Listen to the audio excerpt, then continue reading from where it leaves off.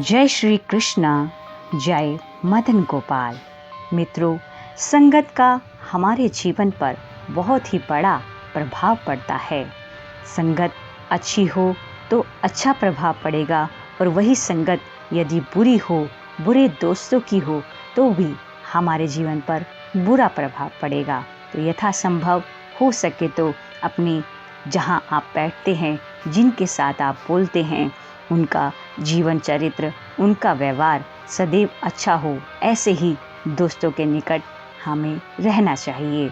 आइए जानते हैं एक घड़ी की संगत का क्या फल होता है। पद्म पुराण में एक कथा आती है। एक बार एक शिकारी शिकार करने गया। शिकार नहीं मिला, थकान हुई और एक वृक्ष के नीचे आकर सो गया। पवन का वेग अधिक था, तो वृक्ष की छाया कभी कम और कभी ज़्यादा हो रही थी। डालियों के यहाँ वहाँ हिलने के कारण वहीं से एक अति सुंदर हंस उड़कर जा रहा था।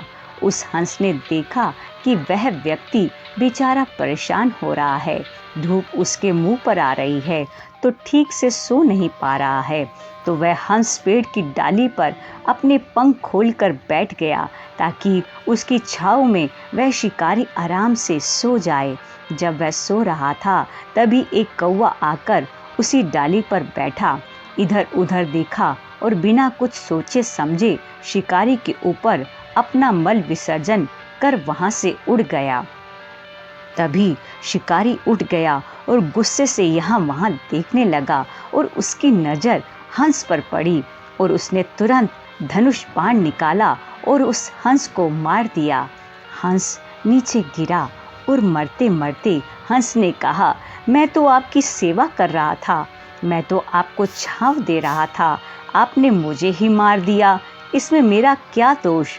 उस समय उस पद्म पुराण के शिकारी ने कहा, यद्यपि आपका जन्म उस परिवार में हुआ था, आपकी सोच आपके तन की तरह ही सुंदर है, आपके संस्कार शुद्ध हैं, यहाँ तक कि आप अच्छे इरादे से मेरे लिए पेड़ की डाली पर बैठ मेरी सेवा कर रहे थे।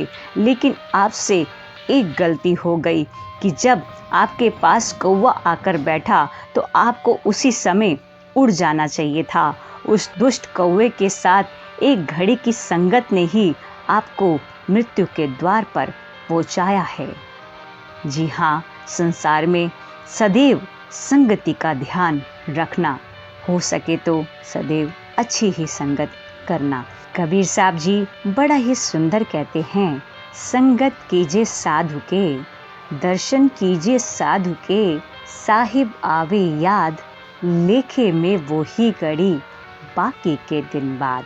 तो हो सके जितना भी हम अच्छी संगत करें, उच्च विचारों के लोगों के साथ ही हम वार्तालाप करें, उनकी सलाह लें, उनसे मार्गदर्शन लें और अपने जीवन को एक सुचारू रूप से सही दिशा की ओर ले जाएं। जय श्री कृष्णा, जय मदन गोपाल, जय मदन गोपाल।